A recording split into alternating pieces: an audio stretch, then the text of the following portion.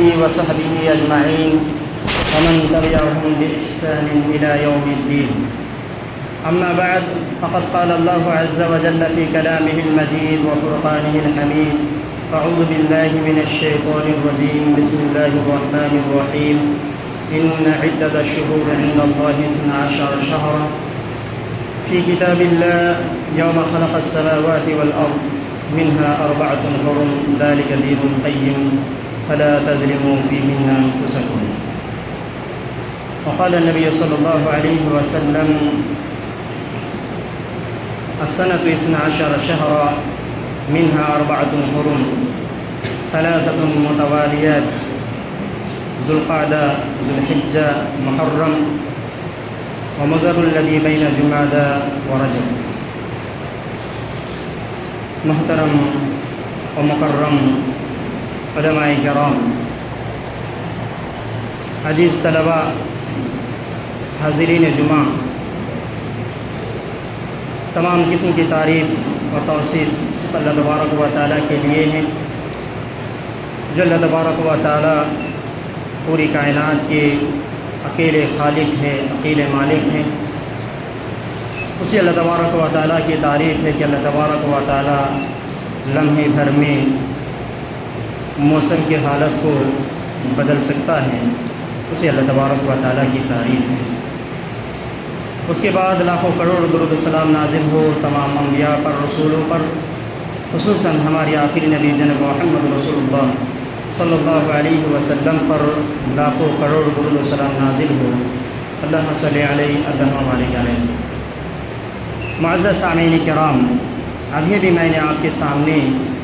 قرآن مجید سے ایک آیت کی تلاوت کی ہے، اور اسی طرح پیارے نبی صلی اللہ علیہ وسلم کی ایک حدیث میں نے پڑھی ہے،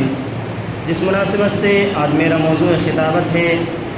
ماہ محرم کی خصوصیات۔ حضرات، آپ سب اس بات کو بخوبی جانتے ہیں، ہم اور آپ جس مہینے میں قدم رکھ چکے ہیں، جس مہینے میں ہم اور آپ اپنی اپنی زندگی گزار رہے ہیں، یہ مہینہ ہے ماہ محرم کا۔ یہی وہ مہینہ ہے جس کی بڑی اہمیت ہے شریعت میں، تاریخی اعتبار سے بھی، شرعی اعتبار سے بھی۔ یہی وہ مہینہ ہے جن مہینوں کو اللہ تبارک و تعالیٰ نے 4 حرمت والے، 4 عظمت والے مہینوں میں سے ایک مہینہ قرار دیا ہے۔ اللہ تبارک و تعالیٰ نے قرآن مجید کے اندر ارشاد فرمایا: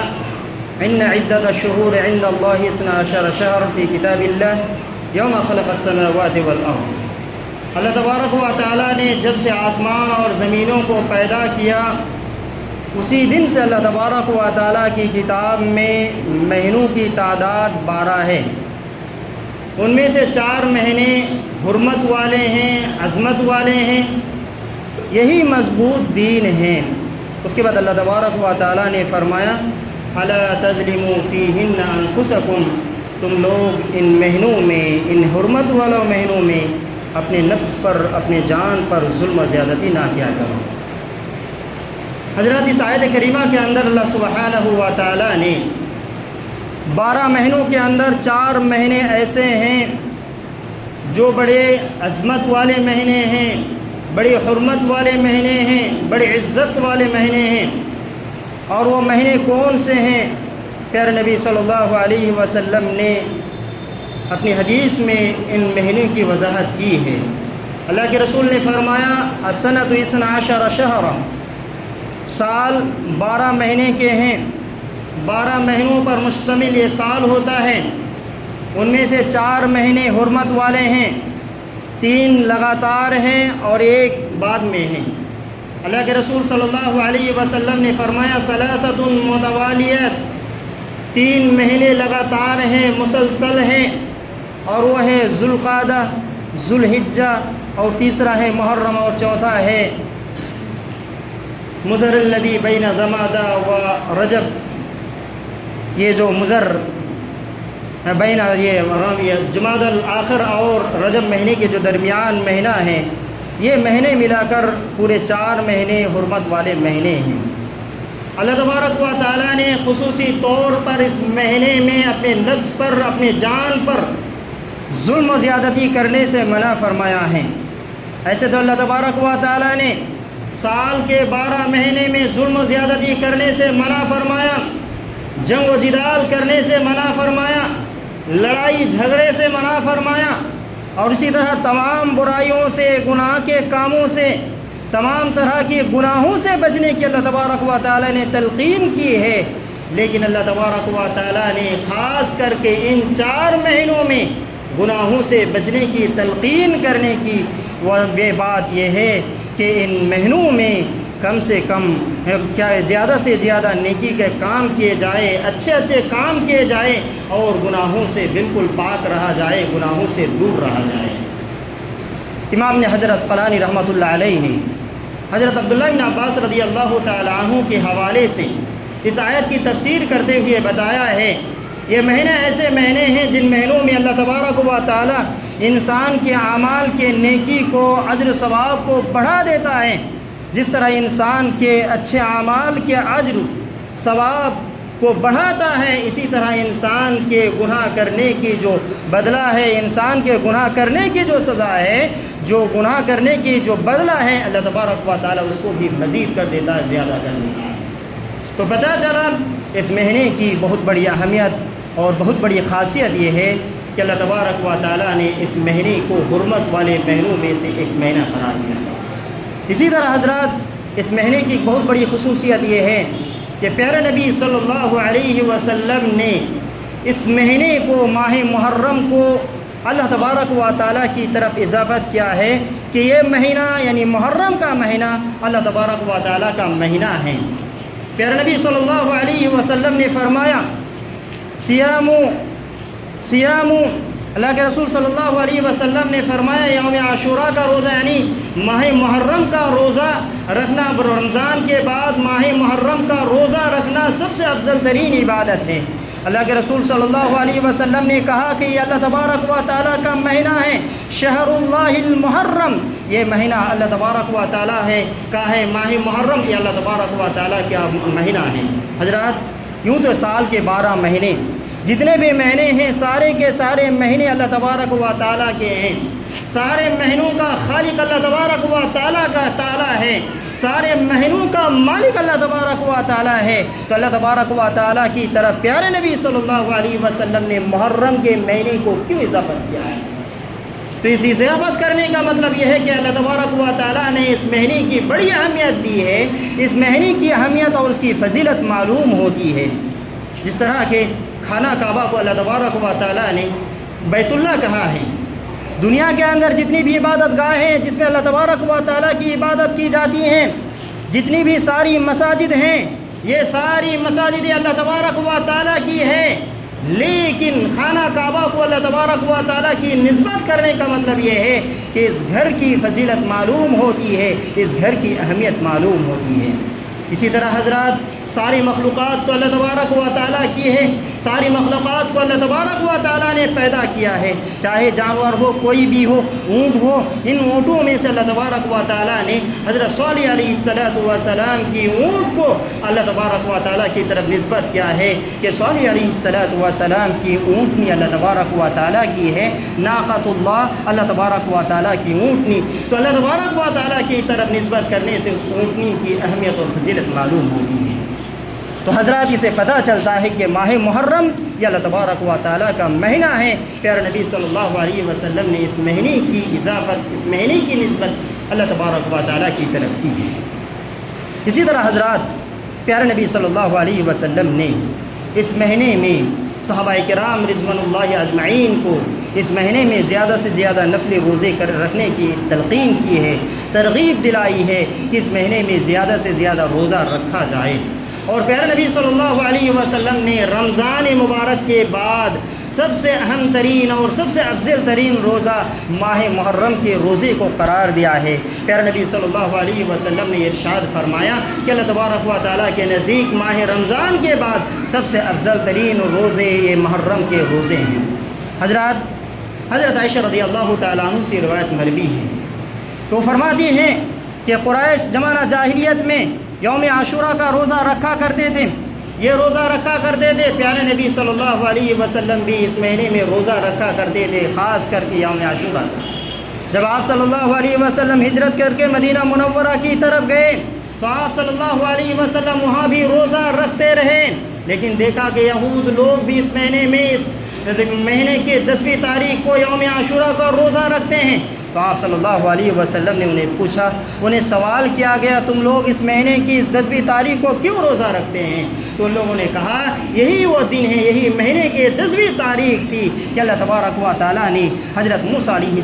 السلام کو فرعون کے ظلم و ستم سے نجات دلائی تھی، جس کی بنیاد پر حضرت موسیٰ علیہ السلام نے اللہ تبارک و تعالیٰ کی شکر گزاری کی خاطر روزہ رکھے تھے، اس لیے ہم بھی روزہ رکھتے ہیں۔ تو پیارے نبی صلی اللہ علیہ وسلم نے فرمایا ہم بھی زیادہ حقدار ہیں اس بات کے حضرت موسیٰ علیہ السلام کے کہ جس طرح انہوں نے اس ظالم کی ہلاکت و بربادی پر اللہ تبارک و تعالیٰ کی شکریہ ادا کرتے ہوئے روزہ رکھتے تھے، ہم بھی اس کی زیادہ حقدار ہیں کہ ہم بھی کیا کریں، اس مہینے میں روزہ رکھے، عاشوراء کا روزہ رکھے۔ اور آپ صلی اللہ علیہ وسلم نے صحابہ کرام کو یہود کی مخالفت کرتے ہوئے کہا تھا کہ 2 دن کا تم لوگ کیا کرو، روزہ رکھو۔ حضرات اس مہینے کی یوم عاشوراء کے روزہ رکھنے کی بڑی فضیلت آئی ہے حدیث میں۔ حضرت ابو قتادہ رضی اللہ تعالیٰ عنہ سے روایت مروی ہے، حضرت ابو قتادہ رضی اللہ تعالیٰ عنہ فرماتے ہیں نبی کریم صلی اللہ علیہ وسلم کو یوم عاشوراء کے روزے کے متعلق سوال کیا گیا کہ اللہ کے رسول یوم عاشوراء کے روزہ رکھنے کی کیا فضیلت ہے؟ تو اللہ کے رسول صلی اللہ علیہ وسلم نے فرمایا یکفر السنۃ الماضیہ، پچھلے 1 سال کے گناہ کو معاف کر دیا جاتا ہے۔ ایک روزہ کے رکھنے کی وجہ سے، یوم عاشوراء کے روزہ رکھنے کی وجہ سے اللہ تبارک و تعالیٰ کے انسان کے پچھلے 1 سال کے صغیر گناہ کو معاف کر دیا جاتا ہے۔ اس مہینے کی بہت بڑی خصوصیت یہ ہے کہ پیارے نبی صلی اللہ علیہ وسلم نے اس مہینے میں صحابہ کرام رضوان اللہ اجمعین کو روزہ رکھنے کی تلقین کی ہے، روزہ رکھنے کی بہت بڑی ترغیب دلائی ہے۔ حضرات یہ مہینہ ایسا مہینہ ہے، اس مہینے میں بہت ساری یادیں جڑی ہوئی ہیں، بہت بڑے واقعات اس مہینے میں رونما ہوئے ہیں۔ اگر آپ تاریخ کا مطالعہ کریں تو آپ صلی اللہ علیہ وسلم کی بعثت سے پہلی کی تاریخ، آپ صلی اللہ علیہ وسلم کی بعثت کے بعد کی تاریخ کا مطالعہ کریں تو آپ کو معلوم ہوگا یہ مہینہ بہت ساری یادوں سے وابستہ ہے۔ یہی وہ مہینہ ہے جس میں اللہ تبارک و تعالیٰ نے ظلم پر انصاف کی جیت دلائی تھی۔ یہی وہ مہینہ ہے جس میں شرک پر توحید کی فتح ہوئی تھی۔ یہی وہ مہینہ ہے جس میں کفر و شرک کی جگہ توحید کا جھنڈا لہرایا تھا، اور وہ یادیں وابستہ ہے حضرت موسیٰ علیہ السلام کی زندگی سے۔ حضرات آپ کو معلوم ہوگا فرعون انسانی تاریخ کا سب سے بڑا ظالم تھا، انسانی تاریخ کا سب سے بڑا جابر تھا۔ یہ فرعون انسانی تاریخ کا سب سے بڑا متکبر تھا، انسانی تاریخ کا سب سے بڑا سفاک تھا، انسانی تاریخ کا سب سے بڑا خوریز انسان تھا، جس نے یہ دعویٰ کیا تھا کہ انا ربکم الاعلیٰ، میں تم لوگوں کا سب سے بڑا رب ہوں، سب سے بڑا پروردگار ہوں۔ یہی نے تو یہ کہا تھا ما لکم من الہ غیری، میں تم لوگوں کو یہ نہیں سمجھتا کہ میرے علاوہ اور کوئی معبود ہے تمہارا، میرے علاوہ تمہارا کوئی معبود ہے، اس بات کو میں تصور نہیں کرتا۔ یہی فرعون تھا جس نے اپنے عوام کو اس بات کی دعوت دی تھی کہ تم لوگ میری عبادت کرو۔ یہی فرعون تھا جس نے اپنے ریواؤں کی اپنی پرستش کرائی تھی، جس نے اپنے ریواؤں کی اپنی عبادت کرائی تھی۔ یہی فرعون تھا جس نے ظلم و ستم کے ایسے ظلم و ستم کیے کہ پوری دنیا کی تاریخ اس کو یاد رکھے۔ حضرات یہی فرعون کہا تھا کہ اللہ تبارک و تعالیٰ نے جو عارضی انہیں حکومت دے رکھی تھی، جو عارضی انہیں طاقتیں دے رکھی تھی، اسی طاقت کی بل بوتے پر انہوں نے کہا تھا کہ یہ مصر کی حکومت اور مصر کے تاج و تخت میرے نہیں ہیں، یہ مصر کے جو نہریں ہیں یہ سب میرے نہیں ہیں، یہ سب میری ہی، یہ میری ہی ہے۔ اسی عارضی طاقت جو اللہ تبارک و تعالیٰ نے دے رکھی تھی، اسی طاقت کے غرور میں اتنا چور ہوئے، اسی طاقت کے نشے میں اتنے غرور اور اتنے چور ہوئے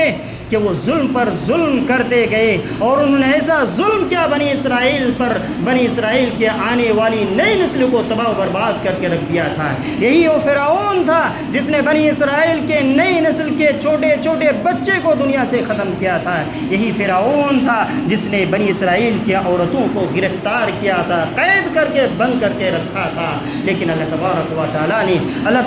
تعالیٰ نے یہی مہینہ ہے جس مہینے میں اللہ تبارک و تعالیٰ نے اس مردود شیطان کو، اس فرعون کو ہلاک و برباد کیا تھا۔ یہی مہینہ کی وہ 10ویں تاریخ تھی جس مہینے میں اللہ تبارک و تعالیٰ نے فرعون کو ندی میں ڈبو کر مارا تھا۔ حضرت موسیٰ علیہ السلام نے اسی کی شکریہ ادا کرتے ہوئے اس مہینے کی 10ویں تاریخ کو یوم عاشوراء کا روزہ رکھا کرتے تھے۔ حضرات، یہی وہ فرعون تھا جو بنی اسرائیل پر بڑا ظلم کیا۔ اللہ تبارک و تعالیٰ نے موسیٰ علیہ السلام کو ان کی طرف بھیجا بنی اسرائیل کو اس سے نجات دینے کے لیے۔ حضرت موسیٰ علیہ السلام کو اللہ تبارک و تعالیٰ نے حکم دیا کہ اپنے لشکر کو لے کر، اپنی قوم کو لے کر چلے جاؤ۔ حضرت موسیٰ علیہ السلام جانے لگے، ندی سامنے ہے، اللہ تبارک و تعالیٰ کے حکم سے ندی میں راستہ بن گئے۔ حضرت موسیٰ اپنی قوم کو لے کر ندی کے پار ہوئے، ندی کے اس پار پہنچے۔ فرعون اپنے لشکر کے ساتھ، اپنے فوج کے ساتھ جا رہا تھا۔ ایسی صورت میں اللہ تبارک و تعالیٰ کا حکم ہوا کہ اس ندی کو حضرت فرعون کو ڈبو دیے گئے۔ ایک جس پر مظلوم جن لوگوں کو ستایا گیا تھا، وہ بنی اسرائیل جن پر ظلم و ستم کے پہاڑ توڑے تھے، یہ بنی اسرائیل اپنی آنکھوں سے ان ظالم کی حالات کو دیکھ رہے تھے اور اپنے دل کو ٹھنڈک پہنچا رہے تھے۔ حضرات، یہ بات حقیقت ہے کہ ظلم کی مدت بہت زیادہ نہیں ہوتی ہے۔ اللہ تبارک و تعالیٰ ظلم کرنے والوں کو مہلت دیتا ہے، اللہ تبارک و تعالیٰ ظلم و زیادتی کرنے والوں کو چھوٹ دیتا ہے، لیکن اللہ تبارک و تعالیٰ چھوڑتا نہیں۔ اللہ تبارک و تعالیٰ کی پکڑ آتی ہے، اس مہلت کو سمجھتا ہے کہ اللہ تبارک و تعالیٰ نے مجھے دے دیا ہے، مجھے کوئی پکڑ نہیں سکتا۔ اسی میں دھن میں کیا ہو جاتا ہے اور ظلم پر ظلم کرتا رہتا ہے۔ پھر اللہ تبارک و تعالیٰ کی طرف سے پکڑ آتی ہے، اللہ تبارک و تعالیٰ سے گرفت آتی ہے تو اللہ تبارک و تعالیٰ سے تباہ و برباد کر کے رکھتا ہے۔ اللہ تبارک و تعالیٰ نے فرعون سے ایسے ہی کیا کہ ظالم کو اپنے مظلوم کے سامنے ان کو ذلیل کیا، رسوا کیا، اور انہیں تباہ و برباد کیا اور بنی اسرائیل کے دلوں کو ٹھنڈک پہنچایا۔ حضرات، یہ مال و دولت سب اللہ تبارک و تعالیٰ کی ہے۔ ہمیں یہ زیب نہیں دیتا کہ ہم تکبر کریں، ہم گھمنڈ کریں، نہ مال و دولت کی گھمنڈ کریں، نہ اپنے حسب و نسب کی گھمنڈ کریں، نہ یہ اپنے رشتہ داروں کی گھمنڈ کریں، نہ اپنی اونچی بلڈنگوں کی گھمنڈ کریں، بلکہ یہ ہمیں درس دیتا ہے، یہ واقعہ ہمیں سبق سکھاتا ہے کہ ظالم کتنا بھی بڑا کیوں نہ ہو جائے، کتنا بھی بڑا تکبر کیوں نہ ہو جائے، کتنے ہی بڑا تکبر کرنے والا کیوں نہ ہو جائے، جب اللہ تبارک و تعالیٰ کی پکڑ آتی ہے تو اللہ تبارک و تعالیٰ آخرت سے پہلے دنیا میں بھی رسوا اور ذلیل کرتا رہتا ہے۔ حضرات، یہ واقعہ ہمیں یہ بھی درس دیتا ہے، دنیا کے اندر جتنے بھی بڑے ظالم کیوں نہ ہو جائے، جتنے بھی زیادہ ظلم و ستم کرنے والے کیوں نہ ہو جائے، اللہ تبارک و تعالیٰ انہیں مہلت دیتا ہے، چھوٹ دیتا ہے، لیکن اللہ تبارک و تعالیٰ کی طرف سے جب گرفت آتی ہے تو آخرت میں سے پہلے بھی اللہ تبارک و تعالیٰ اسے دنیا میں ذلیل و رسوا کر کے رکھتا ہے۔ حضرات، جب اللہ تبارک و تعالیٰ نے حضرت موسیٰ علیہ السلام کو اور ان کی قوم کو فرعون کی ظلم و ستم سے نجات دی، اللہ تبارک و تعالیٰ نے اسے بچایا، تو حضرت جب یہ محرم کا مہینہ آتا تھا، جب یہ محرم کی 10ویں تاریخ آتی تھی، تو حضرت موسیٰ علیہ السلام اللہ تبارک و تعالیٰ کے شکرانے کے خاطر، شکر گزاری کی خاطر روزہ رکھتے تھے اور ان کی قوم بھی رکھتی تھی۔ اور اسی طرح پیارے نبی صلی اللہ علیہ وسلم نے کہا تھا کہ ہم بھی اس کے زیادہ حقدار ہیں کہ جس طرح حضرت موسیٰ علیہ السلام کے وقت کے ظالم، وقت کے جابر کے ہلاکتی پر اللہ تبارک و تعالیٰ کی شکر گزاری کی خاطر روزہ رکھتے تھے، ہم بھی روزہ رکھتے ہیں۔ پیارے نبی صلی اللہ علیہ وسلم روزہ رکھتے اور صحابہ کرام کو روزہ رکھنے کی حکم بھی دیا کرتے تھے۔ حضرات، اس مہینے کی میں بہت ساری یادیں وابستہ بھی ہے، ان میں سے ایک یادیں اور ایک بہت بڑی خاصیت یہ بھی ہے کہ یہ وہ مہینہ ہے جس مہینے سے اسلامی سال کا آغاز ہوتا ہے، اسلامی کیلنڈر کا آغاز ہوتا ہے۔ محرم سے شروع ہوتا ہے اسلامی مہینہ، ذوالحجہ میں جا کر ختم ہوتا ہے۔ یہ اسلامی مہینے ہیں۔ حضرات، بڑی افسوس کی بات یہ ہوتی ہے، ہم مسلمان ہیں، ہم اسلام کے ماننے والے ہوتے ہیں، ہم دوسری کی تاریخ تو یاد ہمیں ہوتی ہے، لیکن جو ہماری اسلامی تاریخ ہے، اسلامی مہینے جو ہے، ہمیں وہ یہ مہینے یاد نہیں ہوتے۔ کچھ مہینے ہیں جو ہمیں یاد آتے ہیں۔ محرم کا مہینہ اسی لیے یاد آتا ہے، اسی لیے کہ اس میں خرافات انجام دیے جاتے ہیں، اور کچھ مہینے اسی طرح ربیع المہینہ کا ہمیں یاد آتا ہے، اس لیے کہ پیارے نبی صلی اللہ علیہ وسلم کی میلاد النبی کے خرافات انجام دیے جاتے ہیں۔ اسی طرح کچھ مہینے یاد ہوتے ہیں ہم مسلمانوں کو۔ حضرات، یہ بڑی افسوس کی بات ہے، دوسری کی تاریخ ہمیں یاد رہتی ہے، انگریزی کی تاریخ یاد رہتی ہے، انگریزی کے مہینے یاد رہتے ہیں، لیکن جو اسلامی مہینے، اسلامی تاریخ ہے، چاند کی تاریخ ہے، یہ ہمیں یاد نہیں۔ حضرات، اسلامی سال کا آغاز اسی مہینے سے ہوتا ہے، اور اس مہینے میں بہت ساری تاریخ اور بہت سارے واقعات اور پیارے نبی صلی اللہ علیہ وسلم کی ہجرت کا واقعہ اس میں شمار ہے۔ حضرات، آپ صلی اللہ علیہ وسلم کی زندگی میں، آپ صلی اللہ علیہ وسلم کی حیات طیبہ میں اسلامی کیلنڈر نہیں تھا۔ حضرت عمر بن الخطاب رضی اللہ تعالیٰ عنہ کے دور خلافت آیا۔ حضرت عمر بن الخطاب رضی اللہ تعالیٰ عنہ کے دور خلافت میں حضرت ابو موسیٰ اشعری رضی اللہ تعالیٰ عنہ جو یمن کے گورنر تھے، انہوں نے حضرت عمر بن الخطاب رضی اللہ تعالیٰ عنہ کو یہ خط لکھا کہ عمر، آپ کے پاس سے بہت سارے خطوط آتے ہیں، لیکن یہ پتہ نہیں چلتا یہ خط کب کا ہے، کس تاریخ کا یہ خط ہے، ہمیں پتہ نہیں چلتا۔ حضرت عمر بن الخطاب رضی اللہ تعالیٰ عنہ نے صحابہ کرام رضوان اللہ اجمعین کو اکٹھا کیے اور ان سے مشورہ کیا کہ ہم اسلامی سال کا آغاز کہاں سے کریں، اسلامی کیلنڈر کا آغاز کہاں سے ہم کریں۔ بعض صحابہ کرام رضوان اللہ اجمعین نے مشورہ دیا کہ ہم پیارے نبی صلی اللہ علیہ وسلم کی ولادت سے اسلامی سال کا آغاز کریں، یعنی جس سال پیارے نبی صلی اللہ علیہ وسلم کی پیدائش ہوئی تھی، جس سال آپ صلی اللہ علیہ وسلم دنیا میں آئے تھے، اسی سال سے اسلامی کیلنڈر کا آغاز کریں۔ بعض صحابہ کرام رضوان اللہ اجمعین نے کہا کہ اسلامی کیلنڈر کا آغاز، اسلامی سال کا آغاز پیارے نبی صلی اللہ علیہ وسلم کی بعثت سے کی جائے۔ جب اللہ تبارک و تعالیٰ نے پیارے نبی صلی اللہ علیہ وسلم کو نبی بنایا، جب آپ کی عمر 40 برس کی تھی، تو اللہ تبارک و تعالیٰ نے آپ کو نبی اور رسول بنایا۔ جس سال آپ کو نبی اور رسول بنایا، اسی سال سے اسلامی سال کا آغاز کیا جائے۔ لیکن حضرت عمر بن الخطاب رضی اللہ تعالیٰ عنہ بڑے دور اندیش تھے، بڑے صاحب فراست تھے، بڑے عقل مند تھے۔ حضرت عمر بن الخطاب رضی اللہ تعالیٰ عنہ نے پیارے نبی صلی اللہ علیہ وسلم کی ولادت سے اسلامی کیلنڈر کا آغاز نہیں کیا۔ پیارے نبی صلی اللہ علیہ وسلم کے نبی بنانے کے سال سے اسلامی کیلنڈر کا آغاز نہیں کیا، بلکہ انہوں نے اسلامی سال کا آغاز کیا۔ تو محرم، ماہ محرم کے ہجرت کے سال سے پیارے نبی صلی اللہ علیہ وسلم جو ہجرت کے تھے، ہجرت کے سال، ہجرت کے عنوان بنا کر ہجرت کے سال کو کیا کیا، یہ اسلامی سال کا آغاز اسی سے کیا۔ حضرات، یہ وہ مہینہ ہے، یہی وہ مہینہ ہے جس میں صحابہ کے پیارے نبی صلی اللہ علیہ وسلم اور صحابہ کرام رضوان اللہ اجمعین بڑی قربانی دیے تھے، اپنے محبوب وطن مکہ مکرمہ کو چھوڑ کر مدینہ منورہ کی طرف چلے گئے تھے، ایسا سفر کیے تھے، ایسی جگہ کی طرف رخ کیے تھے جہاں کوئی اپنا نہیں تھا، نہ کوئی اپنے رشتہ دار تھا، نہ کوئی اپنے غم گسار تھا، نہ کوئی تسلی دینے والا شخص تھا، اور ایسی شہر کی طرف چلے گئے جہاں پر کوئی اپنا بزنس نہیں تھا، جہاں پر اپنا کوئی کاروبار نہیں تھا، جہاں پر اپنی کوئی تجارت نہیں تھی۔ مکہ مکرمہ میں جب تک رہے، صحابہ کرام مال و دولت تھے ان کے پاس، بڑے بڑے امیر تھے صحابہ کرام رضوان اللہ اجمعین، لیکن جب ہجرت کر کے مدینہ منورہ کی طرف چلے گئے، فقیر ہو گئے، غریب ہو گئے، تجارت سے دور ہو گئے۔ حضرات، ایسی قربانی دی تھی، ہجرت ایک ایسی قربانی تھی جو ایک قربانی 10 قربانی کو شامل رکھتی ہے، ایسی قربانی ہے۔ اسی لیے حضرت عمر بن الخطاب رضی اللہ تعالیٰ عنہ نے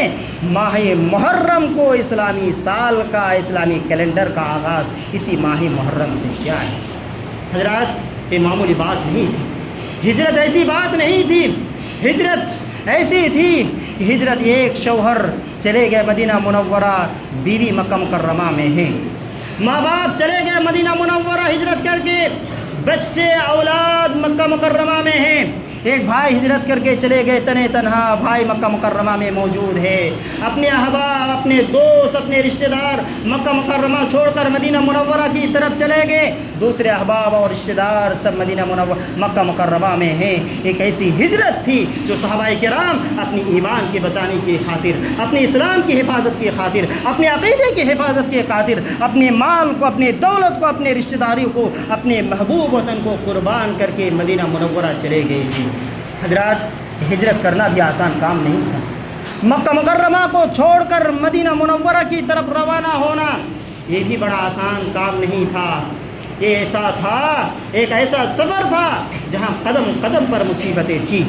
قدم قدم پر مشکلات تھے، قدم قدم پر تکلیفیں تھیں، قدم قدم پر جان کی جوخم میں ڈالنا تھا، قدم قدم پر اپنی جان کو خطرات میں مبتلا کرنا تھا۔ قربان جائے صحابہ کرام رضوان اللہ اجمعین پر ساری مصیبتوں کا سامنا کرتے ہوئے، ساری مشکلات کا سامنا کرتے ہوئے، ساری امتحانات کا سامنا کرتے ہوئے اپنی ساری چیزوں کو چھوڑ کر مدینہ منورہ کی طرف ہجرت کر گئے۔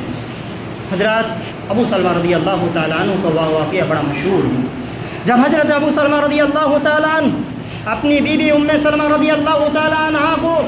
لے کر ہجرت کرنے کے لیے مدینہ منورہ کی طرف روانہ ہوئے، ام سلمہ کے خاندان کے لوگ آ گئے، ابو سلمہ تم ہجرت کر کے جانا چاہتے ہو چلے جاؤ، مکہ مکرمہ چھوڑ کر مدینہ منورہ جانا چاہتے ہو چلے جاؤ،